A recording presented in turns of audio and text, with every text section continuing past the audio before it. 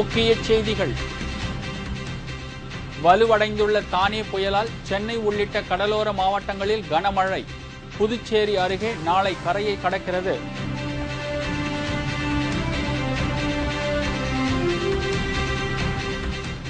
லோக்பால் மசோதா குறித்து மாநிலங்களவையில் அனல் பறக்கும் விவாதம். ஓட்டெடுப்பு நடத்த பாஜக வலியுறுத்தல்.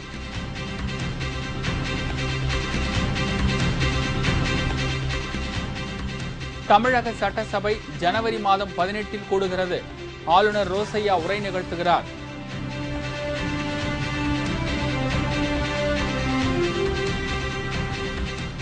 அதிமுக செயற்குழுவிற்காக விதிமுறைகளை மீறி வைக்கப்பட்டுள்ள ஜெயலலிதாவின் பேனர்கள். கண்டும் காணாத அதிகாரிகள்.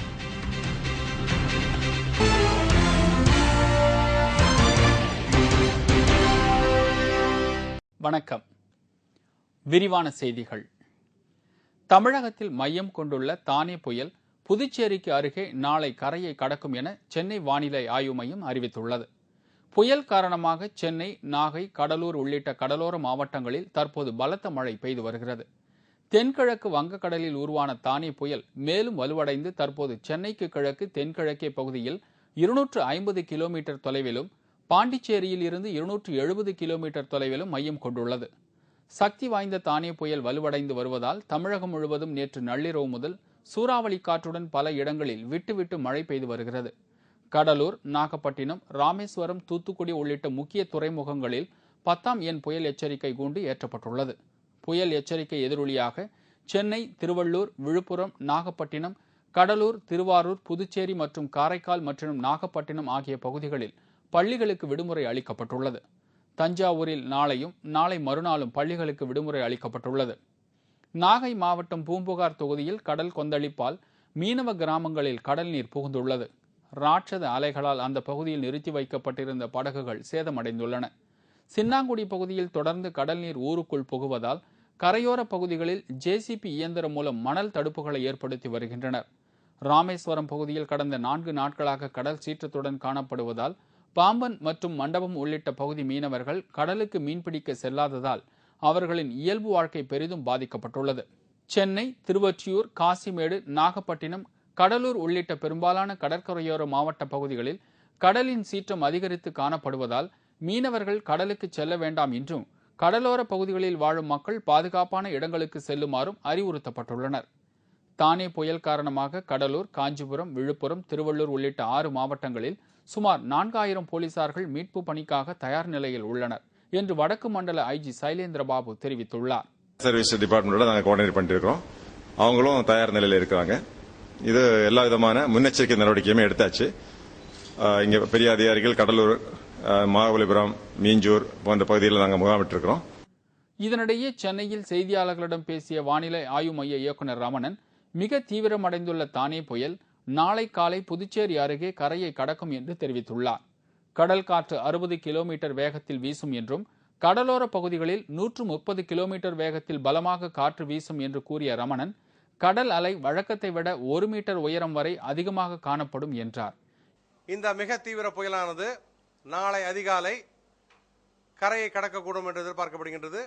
இது நாகப்பட்டினத்துக்கும் சென்னைக்கும் இடைப்பட்ட இடத்திலே, குறிப்பாக புதுச்சேரி மற்றும் கடலூர் அருகே கரை கழுவதற்கான வாய்ப்புகள் அதிகம். இதன் காரணமாக வட தமிழகம் மற்றும் புதுவையில் கனமழை பெய்யும் என்றும் ரமணன் அப்போது குறிப்பிட்டார். மாநிலங்களவையில் லோக்பால் மசோதா நிறைவேற வாய்ப்பில்லை என்பதால் அதனை பொறுப்பு குழுவுக்கு அனுப்ப மத்திய அரசு முடிவு செய்துள்ளது. லோக்பால் மீது ஓட்டெடுப்பு நடத்த வேண்டும் என்று பாஜக வலியுறுத்தியுள்ளது. மக்களவையில் சில திருத்தங்களுடன் நிறைவேறிய லோக்பால் மசோதா மாநிலங்களவையில் இன்று தாக்கல் செய்யப்பட்டது. நாடாளுமன்ற விவகாரத்துறை இணையமைச்சர் நாராயணசாமி இந்த மசோதாவை தாக்கல் செய்து உரையாற்றினார். அதைத் தொடர்ந்து நடைபெற்ற விவாதத்தில் பேசிய மாநிலங்களவை எதிர்க்கட்சித் தலைவர் அருண்ஜேட்லி, அரசு தாக்கல் செய்துள்ள பலவீனமான லோக்பால் மசோதாவை பாரதிய ஜனதா கட்சி எதிர்ப்பதாக கூறினார். லோக் ஆயுக்தா அனைத்து மாநிலங்களிலும் செயல்படுத்த வேண்டும் என கட்டாயப்படுத்தக்கூடாது என்றும், மாநிலங்களின் அதிகாரங்களை பறிக்கும் நடவடிக்கைகளில் மத்திய அரசு களமிறங்கியுள்ளது கண்டிக்கத்தக்கது என்றும் அவர் கூறினார். லோக்பால் மசோதாவில் சில திருத்தங்களை கொண்டு வந்தால் மட்டுமே நிறைவேற்ற முடியும் என்றும் ஜேட்லி அப்போது குறிப்பிட்டார். அதைத் தொடர்ந்து பேசிய நாடாளுமன்ற கூட்டுக்குழு தலைவர் அபிஷேக் சிங்வி, லோக்பால் மசோதா நிறைவேற்றப்படாவிட்டால் மக்கள் பாஜகவை மன்னிக்க மாட்டார்கள் என்றும், அருண்ஜேட்லி ஒரு நாரதரை போல செயல்படுகிறார் என்றும் குற்றம் சாட்டினார். இந்நிலையில் மாநிலங்களவையில் காங்கிரசுக்கு போதிய பெரும்பான்மை இல்லாததாலும் திமுக லோக்பால் மசோதா குறித்து சில விளக்கங்களை மத்திய அரசிடம் கேட்டிருப்பதாலும் இன்று இந்த மசோதா நிறைவேற வாய்ப்பில்லை. திமுக, திரிணாமுல் காங்கிரஸ் ஆகிய கூட்டணி கட்சிகளும் பாஜக, பகுஜன் சமாஜ், சமாஜ்வாடி கட்சிகளும் இந்த மசோதாவிற்கு எதிர்ப்பு தெரிவித்துள்ளது. இதனால் லோக்பால் மசோதாவை நாடாளுமன்ற பொறுப்பு குழுவிடம் ஒப்படைக்க மத்திய அரசு முடிவு செய்துள்ளது. மாநிலங்களவையில் ஓட்டெடுப்பு நடத்த வேண்டும் விவாதத்தில் பேசிய அனைத்து பாஜக உறுப்பினர்கள் வலியுறுத்தினர்.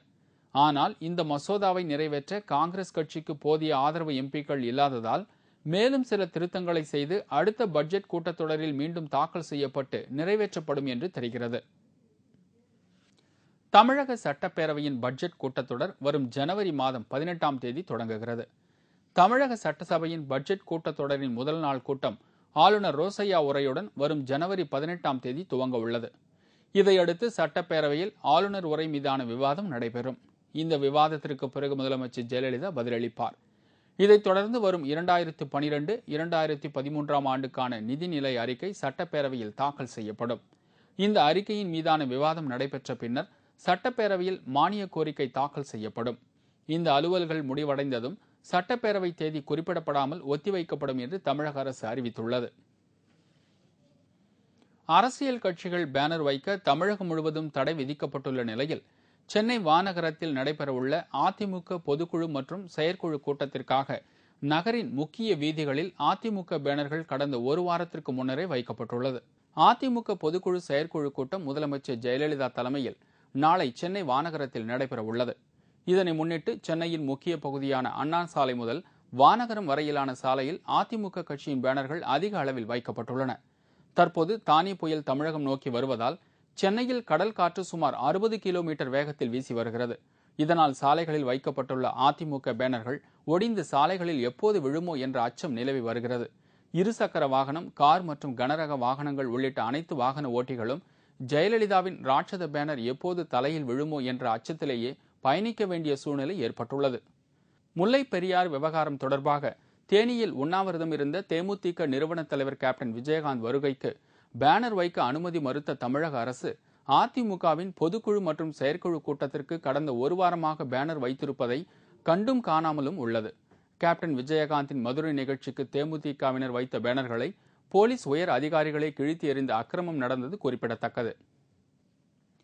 முல்லை பெரியாறு விவகாரத்தில் கேரள அரசின் அராஜகத்தை கண்டித்து தமிழகத்தில் கடையடைப்பு, உண்ணாவிரதம் உள்ளிட்ட போராட்டங்கள் தொடர்ந்து நடைபெற்ற வண்ணம் உள்ளன. முல்லை பெரியாறு அணையை இடித்துவிட்டு புதிய அணை கட்டியே தீர்வோம் என்று கேரள அரசு பிடிவாதம் பிடித்து வருகிறது. இந்நிலையில் அதற்கு எதிர்ப்பு தெரிவித்து தமிழகத்தில் கடையடைப்பு, உண்ணாவிரதம் உள்ளிட்ட போராட்டங்கள் நடைபெற்ற வண்ணம் உள்ளன.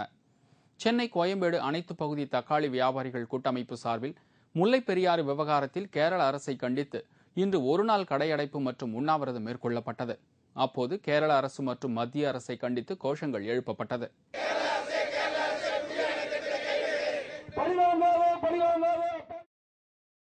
இதேபோல் கேரள அரசுக்கு கண்டனம் தெரிவித்து திருச்செங்கோட்டில் அனைத்து வணிகர் சங்கம் சார்பில் இன்று ஒருநாள் கடையடைப்பு போராட்டம் நடத்தப்பட்டது. இதனால் நகரின் முக்கிய பகுதிகள் வெறிச்சோடி காணப்பட்டன. சென்னை சைதை பனகல் மாளிகையில் மணல் அள்ளும் லாரி உரிமையாளர்கள் சங்கம் சார்பில் ஆர்ப்பாட்டம் நடத்தப்பட்டது. இந்த ஆர்ப்பாட்டத்தில் முல்லை பெரியாறு விவகாரத்தில் பிடிவாதமாக உள்ள கேரள அரசை கண்டித்தும் அணையின் நீர்மட்டத்தை 142 அடி உயர்த்த வேண்டும் என்றும் வலியுறுத்தப்பட்டது. கேரள அரசுக்கு எதிராக மதுரையில் நடைபெற்ற வழக்கறிஞர்கள் பேரணி மதுரை உயர்நீதிமன்ற கிளையில் இருந்து புறப்பட்டு தல்லாகுளத்தில் நிறைவுற்றது. இதில் 100க்கும் மேற்பட்ட வழக்கறிஞர்கள் கலந்து கொண்டு தல்லாகுளத்தில் உள்ள தலைமை தபால் நிலையத்தை முற்றுகையிட்டு கேரள அரசை கண்டித்து கோஷங்களை எழுப்பினர். கண்டிக்கிறோம் கண்டிக்கிறோம் கேரளாவுக்கு துணை புரியும் மத்திய முல்லை பெரியாறு எங்கள் அணை. அரசு கலை மற்றும் அறிவியல் கல்லூரிகளில் பணிபுரியும் கௌரவ விரிவுரையாளர்களுக்கான தொகுப்பூதியம் 6000 ரூபாயிலிருந்து 10,000 ரூபாயாக அதிகரிக்கப்பட்டுள்ளது. கடந்த 2011-2012 கல்வியாண்டில் அரசு கலை மற்றும் அறிவியல் கல்லூரிகளில் பணிபுரிய 6000 ரூபாய் தொகுப்பு ஊதியத்தில் 1661 கௌரவ விரிவுரையாளர்களை தமிழக அரசு நியமித்தது.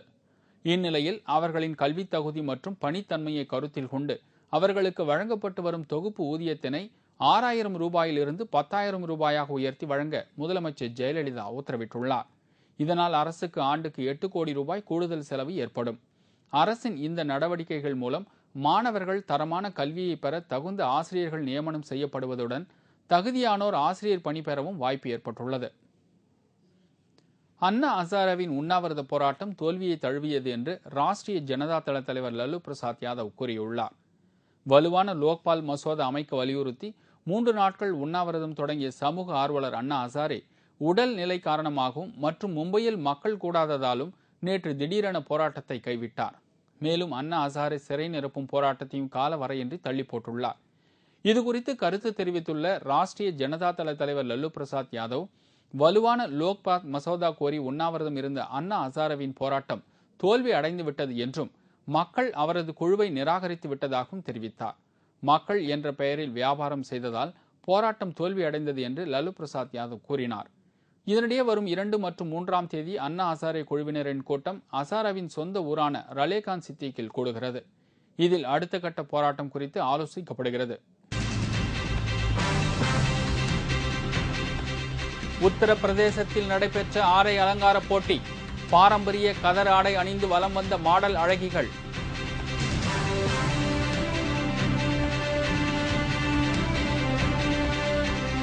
பேருந்துக்காக காத்திருந்த பயணிகள் கூட்டத்தில் லாரி புகுந்த விபத்தில் ஒருவர் பலி. சர்வீஸ் சாலை அமைக்க கோரி சாலை மறியல் மற்றும் பல செய்திகள் விளம்பர இடைவேளைக்கு பிறகு.